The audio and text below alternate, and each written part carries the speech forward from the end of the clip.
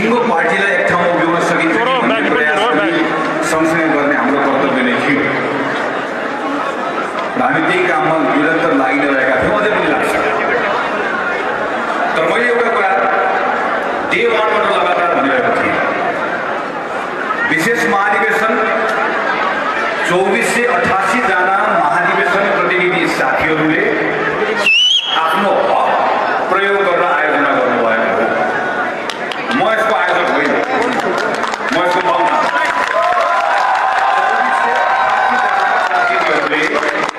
आफ्नो हक मागेर त्यसको आधारमा आयोजना गर्नुभएको। त्यसैले म यहाँ पाहुना भएर आइसके पछाडि, तर सँगसँगै काङ्ग्रेसको महामन्त्री भइसके पछाडि नेपाली कांग्रेस पार्टीभित्र बृहत्तर एकता, बृहत्तर समझदारी कायम गराउने सन्दर्भमा मैले पहल कदमी गर्ने कुराहरू स्वाभाविक हो। तर बाहिर जे जस्तो छलफल भए तापनि त्यो समझदारी बन्नको लागि त्योभन्दा पहिला हलमा आउनै पर्छ। हलले जे भन्छ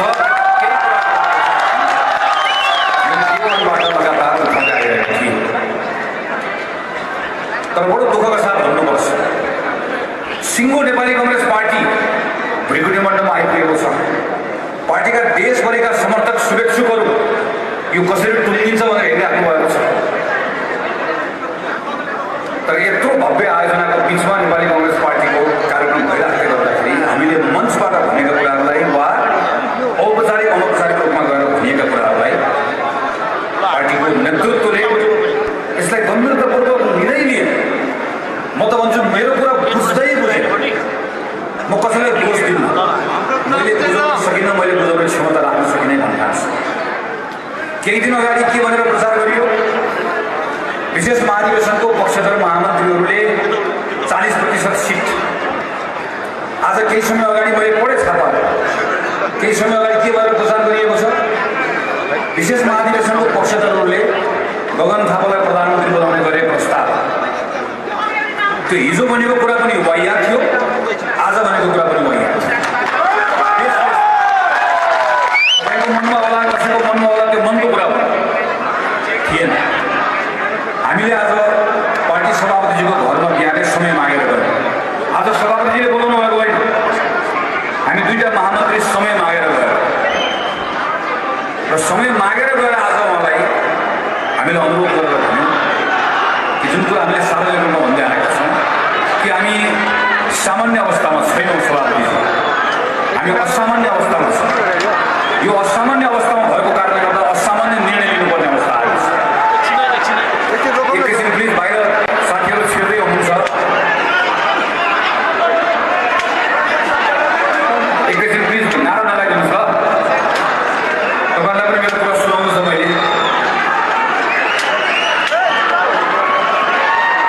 नारा एकैछिन बन्द गरिदिनुहोस् ल। भित्र छिर्दै आउनुहोस्, यता पछाडिपट्टि ठाउँ छ, तर नारा बन्द गरिदिनुहोस् है। तपाईँले मेरो समक्ष मेरो कुरा पुऱ्याउन सक्छ। आज पनि हामीले सभापतिले एउटै कुरा भन्यौँ, भाद्र 23 र 24 गते नौजवानहरूले सडकमा आएर आक्रोश नपोखेको भए वा तिनका मातापिताहरूले घरभित्र बसेर त्यो आक्रोशलाई ठिक हो भनेर नभनिएको भए आज हामी संसदको पहिलो दल थियौँ। आज हाम्रो नेतृत्वमा सरकार बनिरहेको थियो, हामी अर्को वर्ष अधिवेशन गर्थ्यौँ, केही फरक पर्दैन थियो। तर नेपाली कांग्रेस पार्टीले यत्रो जनताको आवाजलाई अनदेखा गर्न सक्दैन सभापतिज्यू। त्यस कारणले गर्दा मेरो तपाईँप्रतिको श्रद्धामा अलिकति पनि कमी छैन, अहिले पनि छैन। मैले तपाईँलाई गर्ने मान सम्मान त्यसमा अलिकति पनि कमी छैन, अहिले पनि छैन। मैले त्यो बेला पनि उहाँलाई भनेको, आज पनि त्यही कुरा भन्छु। तर मैले के ठान्छु भन्ने कुराको धेरै ठुलो अर्थ लाग्दैन। देश र जनताले के ठान्छ भन्ने कुराको धेरै ठुलो अर्थ लाग्छ। पार्टीका आम सदस्यले के भन्छ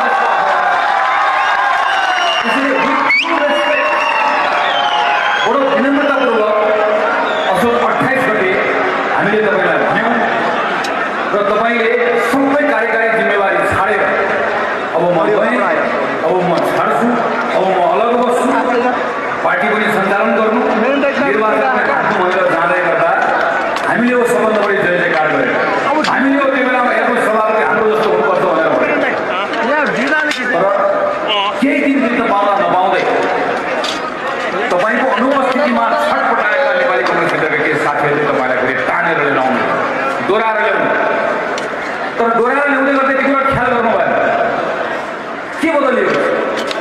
भाद्र 23 र 24 गते त्यस्तो ठुलो घटना भयो, तर त्यसको केही दिन पछाडि तपाईँ छोडेर जानुभयो। तर फर्केर आउँदै गर्दा हाम्रो प्रतिको धारणा बदलिएको थियो। फेरि देशले फेरि मलाई शेरबहादुर देउवा चाहियो भनेर माग्न थालेको थियो। हाम्रो तपाईँप्रतिको सम्मान थियो, हाम्रो त अहिले पनि छ, हाम्रो तपाईँप्रतिको जिम्मेवारी थियो, अहिले पनि छ। त्यस कारणले गर्दा हामीले बिचमा पटक पटक पटक पटक भन्यौँ, दाइ घरमा गएर भन्यो, आज बिहान पनि भन्यो, हामीलाई के पनि चाहिएको होइन, तपाईँ अझै हामीलाई गलत बुझ्दै हुनुहुन्छ। विश्वप्रकाश शर्मालाई अहिले केही पनि भन्नु छैन। मैले आज बिहान पनि घरमा गएर मलाई गएर भनेको छु, विशेष महाधिवेशनको हलबाट एउटा अन्तरिम नेतृत्व छानौँ, जसलाई छाने पनि हुन्छ। पूर्णबहादुर खड्कालाई बनाउने हो, डाक्टर शेखर कोइरालालाई बनाउने हो, कसलाई बनाउने हो बनाए हुन्छ। केवल यति टेक्ने ठाउँ दिनुहोस्, केवल यति टेक्ने ठाउँ दिनुहोस् कि फागुन 21 गते देश र जनताको बिचमा जाँदै गर्दा नेपाली कङ्ग्रेस पार्टीले भदौ 23 गते अगाडिको आफ्नो धेरै कुराहरूलाई बिसाएर नयाँ भएर आएको छ भन्ने मौका दिनुहोस्। त्यति भन्न पाएन। मेरो काङ्ग्रेसलाई, हाम्रो काङ्ग्रेसलाई छाती फराकिलो बनाएर, शिर उच्च बनाएर यो हो हाम्रो काङ्ग्रेस भनेर चिनाउन पाएको छ। के पनि चाहिएको छैन। यो विशेष महाधिवेशन कतिपय साथीहरूले भन्नुभएको छ, आज पनि मेरो सभापतिले भन्नु, वैशाखमा अधिवेशन भइहाल्छ, त्यो बेलामा सभापति बन्नु। मैले त्यस कारणले गर्दा भनेको मैले कुरा बुझाउन सकिनँ। यो म सभापति बन्ने कुरासँग जोडिएको कुरै होइन। सबैभन्दा सजिलो अवस्थामा त म थिएँ। मैले पार्टीको केन्द्रीय कार्यसमिति बैठकमा पटक पटक भनेको छु, म त अहिले महामन्त्री छु, विश्वप्रकाश शर्मा महामन्त्री हुनुहुन्छ। हामीहरू त्यसै पार्टीको संसदीय समितिभित्र छौँ। हामीलाई चुनाव लड्छु भन्दै गर्दा 4वटा 5वटा 6वटा 7वटा ठाउँबाट साथीहरूले मेरो क्षेत्रमा चुनाव लड्दियो भनेर बोलाएकै छन्, माया गरेकै छन्। हाम्रो बारेको चिन्ता हो र? हामी अहिले हामी बाहिर सडकमा छैनौँ, अहिले पनि हामी पदमा छौँ। हाम्रो बारेको चिन्ता नै होइन। हामी त जोखिम उठाउन खोज्दैछौँ। मलाई के साथीहरूले के सुझाव दिइराख्नु भएको थियो भने, यो चुनाव त काङ्ग्रेस गयो, बरु तिमी चुप लागेर बस, सबै सभापतिको टाउकोमा हाल्यो, नीति पनि फेरिएन, नेतृत्व पनि फेरिएन, त्यस कारणले गर्दा चुनाव गयो भनेर भन्न तिमी कुरेर बस, आफू चुनाव जित्नतिर लाग, चुनाव जितेर आओस्, काङ्ग्रेस सानो हुन्छ, त्यसपछि गएर वैशाखको महाधिवेशनमा बहुमत चाहिन्छ भनेर आऊ। मैले त्यही कुरालाई लिएर पार्टीको केन्द्रीय कार्यसमितिको बैठकमा, केन्द्रीय कार्यसमितिको बैठकमा पनि पटक पटक दोहोऱ्याएर भनेको थिएँ, म त घरमा गएर सुतेर बसे पनि हुन्छ। विषय मेरो होइन, विषय नेपाली कङ्ग्रेस हो र नेपाली कङ्ग्रेसको विषय यस कारणले गर्दा अघि काङ्ग्रेसको छ। तर हेर्नुहोस् त, 2-3 दिनदेखि तपाईँले भनिराख्नु भएको थियो, छिटो गरौँ छिटो गरौँ छिटो गरौँ छिटो गरौँ।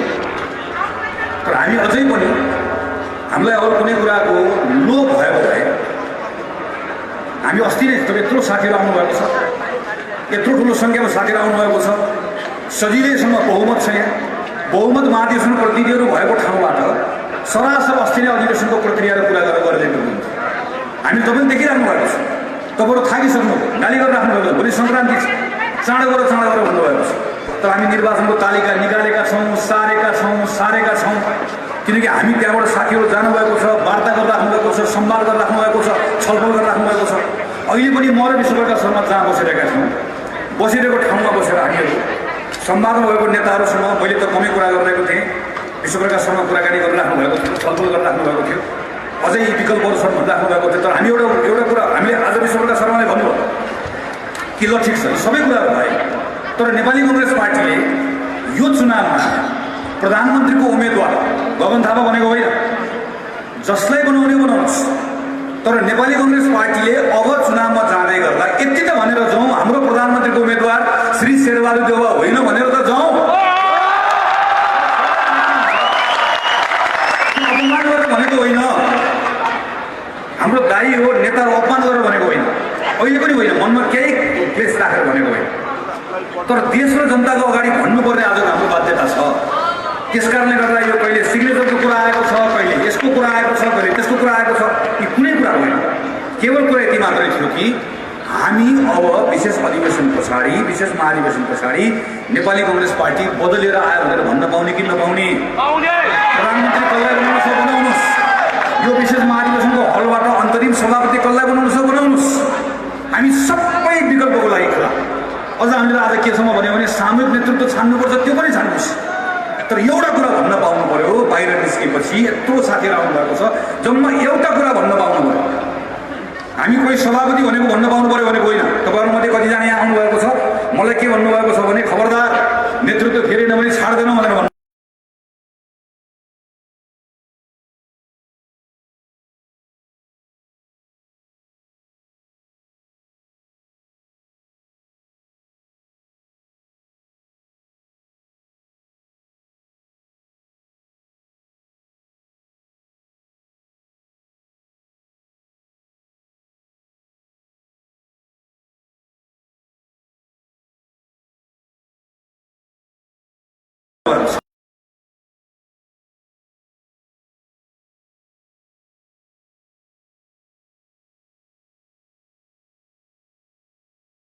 भन्न पाउनु पर्यो। बाहिर निस्केपछि यत्रो साथीहरू आउनु भएको छ, जम्मा एउटा कुरा भन्न पाउनु पर्यो।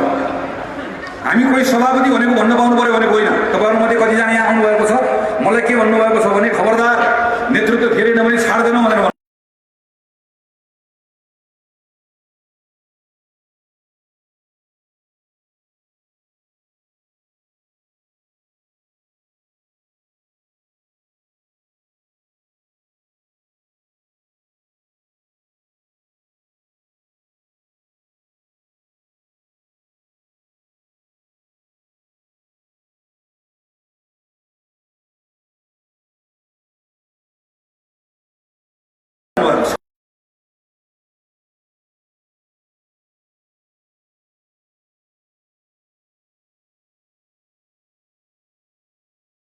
भन्न पाउनु पर्यो। बाहिर निस्केपछि यत्रो साथीहरू आउनु भएको छ, जम्मा एउटा कुरा भन्न पाउनु पर्यो।